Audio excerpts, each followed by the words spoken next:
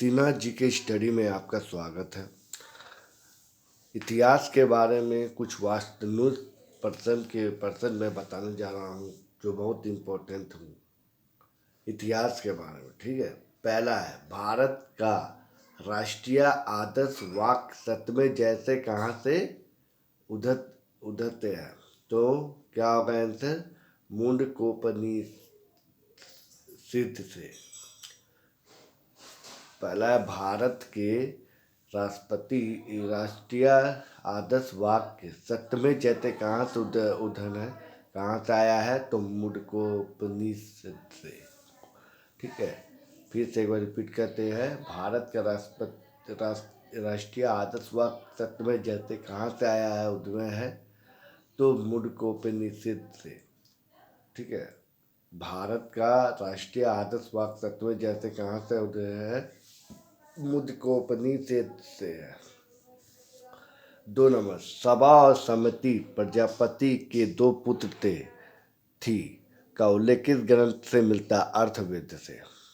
2 number है, सभा और समिति प्रजापति के 2 पुत्र थी, उल्लेख किस ग्रंथों से मिलता है? अर्थवेद से। दूसरा, सभा और समिति प्रजापति के 2 पुत्र थे का उल्लेख किस ग्रंथ से मिलता है? अर्थवेद से। सभा और समिति प्रजापति के 2 पुत्र थे, उसका उल्लेख किस ग्रंथ से मिलता है? अर्थवेद से। चलिए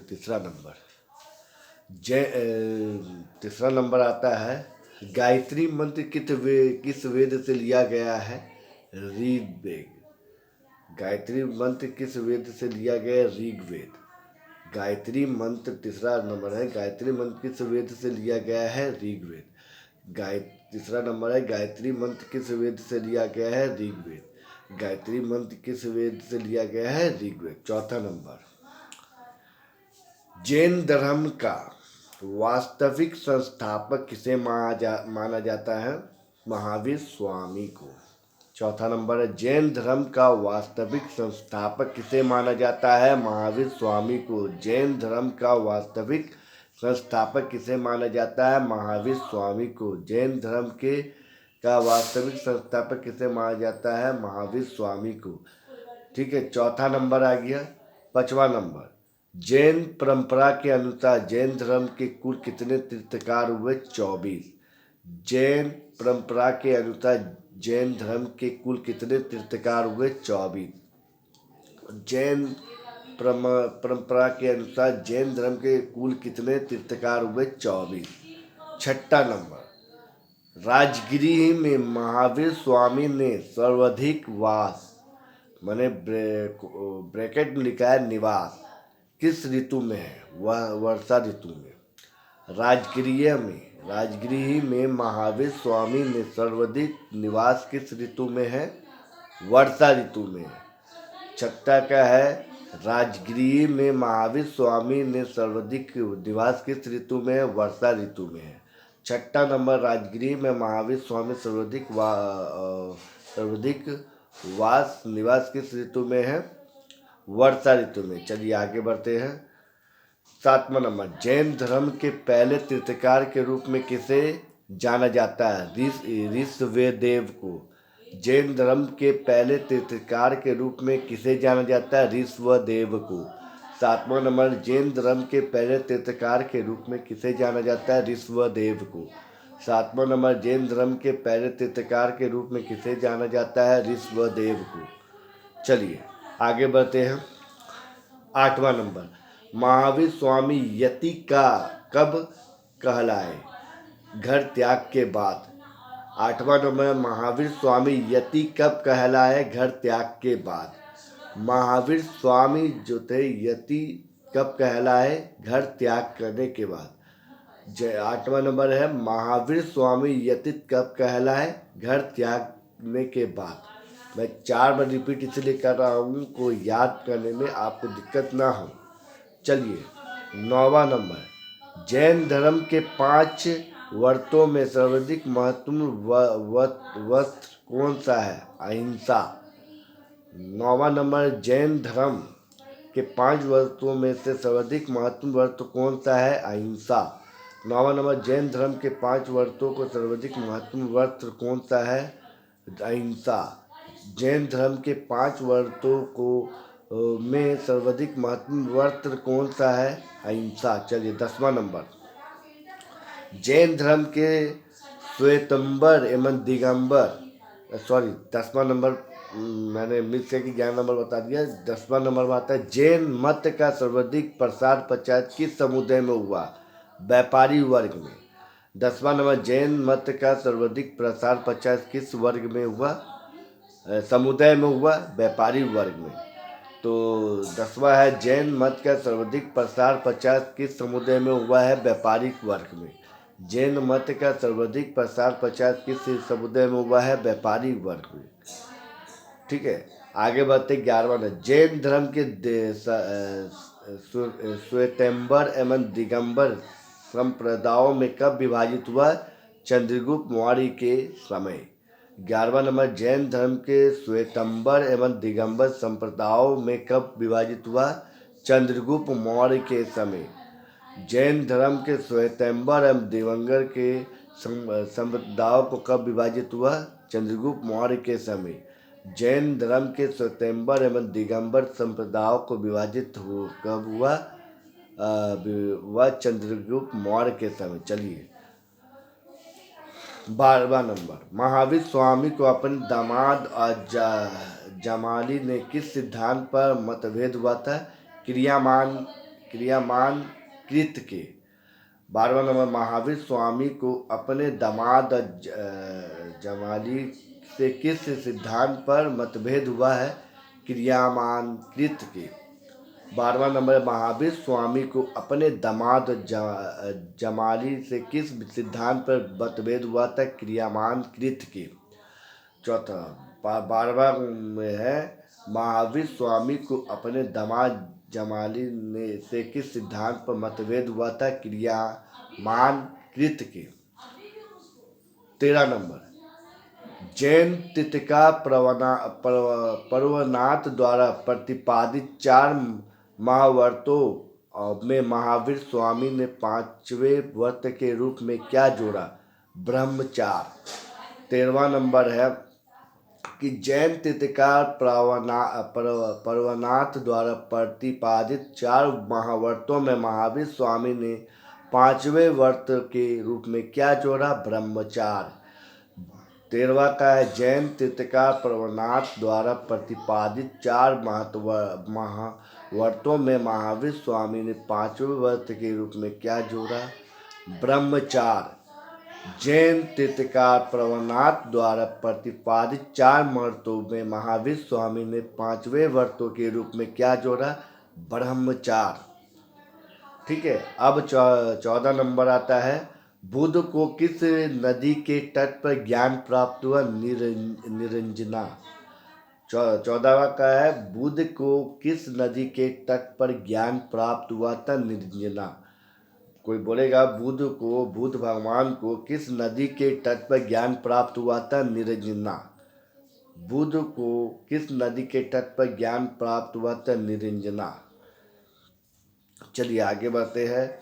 15वां नंबर, बोध गया में स्थित हुआ बोध वृक्ष जिसके नीचे वृक्ष को ज्ञान प्राप्त हुआ था, बुद्ध को ज्ञान प्राप्त हुआ था, किस शासन द्वारा कटवाया गया था? गौड़ के राजा संसाकक के द्वारा। चलिए 15वां का है, बोध गया स्थित वह बोध वृक्ष जिसके नीचे बुद्ध को ज्ञान प्राप्त हुआ था, किस शासक द्वारा कटवाया गया था? गौड़ के राजा संसाकक को। बोध गया में स्थित बोध वृक्ष जिसके नीचे बुद्ध को ज्ञान प्राप्त हुआ था, किस शासक द्वारा कटवाया गया था? गौड़ के राजा गौड़ के राजा संसाक के। चलिए 16वां नंबर, भारत की पूजित पहली मानव प्रतिमा कौन सी थी? भगवान बुद्ध की। 16 नंबर है, भारत की पूजित पहली मानव प्रतिमा कौन सी थी? भगवान बुद्ध की। 16 का, भारत में पूजित पहली पहली मानव प्रतिमा कौन सी थी? भगवान बुद्ध की। चलिए आगे बढ़ते हैं। 17 में गृह त्याग या महाविनिष्टक्रम के बाद बुद्ध ने सर्वप्रथम किसके उपदेश प्राप्त किया? अल्लाहार उद्रक। 17 में गृह त्याग या ब्रैकेट में महाविनिष्टक्रम ब्रैकेट क्लोज के बाद बुद्ध ने सर्वप्रथम किसके उपदेश प्राप्त किया था? अल्लाहार और उदाहार। 17 नंबर है। 17 नंबर बोलता है गृह त्याग या महाविनिष्टक्रम के बाद बुद्ध ने सर्वप्रथम किसके उपदेश से प्राप्त किया? अल्लाहार और उद्रक। चलिए 18 नंबर है। किसी बौद्ध संगीति में बौद्ध धर्म ग्रंथों के संस्कृत का प्रयोग प्रारंभ हुआ है? चतुर्थ। ठीक है।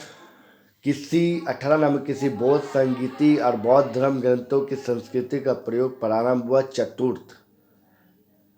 18 नंबर किसी बौद्ध संगीति में बौद्ध ग्रंथों की संस्कृति का प्रयोग प्रारंभ हुआ? चतुर्थ। चलिए 19 नंबर है। महात्मा बुद्ध द्वारा नीचे गए प्रथम उपदेश को क्या कहा गया? धर्म चक्र प्रवर्तन। 19 नंबर है। महात्मा बुद्ध द्वारा दिए गए प्रथम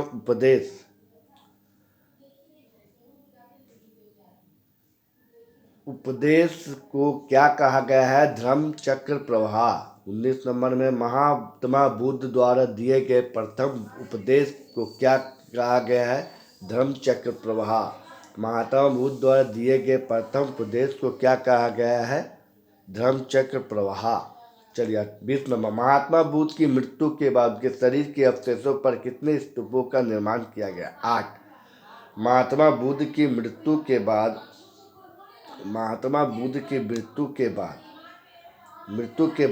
उसके शरीर के अवशेषों पर कितने स्तूपों का निर्माण किया गया? 8। महात्मा बुद्ध की मृत्यु के बाद शरीर के अवशेषों पर कितने स्तूपों का निर्माण किया गया? 8। महात्मा बुद्ध की मृत्यु के बाद उनके शरीर के अवशेषों पर कितने स्तूपों का निर्माण किया गया? 8। ये 20वां नंबर था। 21वां बौद्ध धर्म के त्रिरत्न के बारे में क्या असत्य है? स्तूप। 21 पर है बौद्ध धर्म के त्रिरत्न के बारे में क्या असत्य है? स्तूप। बौद्ध धर्म के तीर्थकार के बारे में क्या असत्य है? स्तूप। बौद्ध धर्म के त्रिरत्न के बारे में क्या असत्य है? स्तूप। 22वां नंबर है। स्तूप किसके प्रतीक माने जाते हैं? महावीर निर्माण। स्तूप किसके प्रति माने जाते हैं? महापरिनिर्वाण।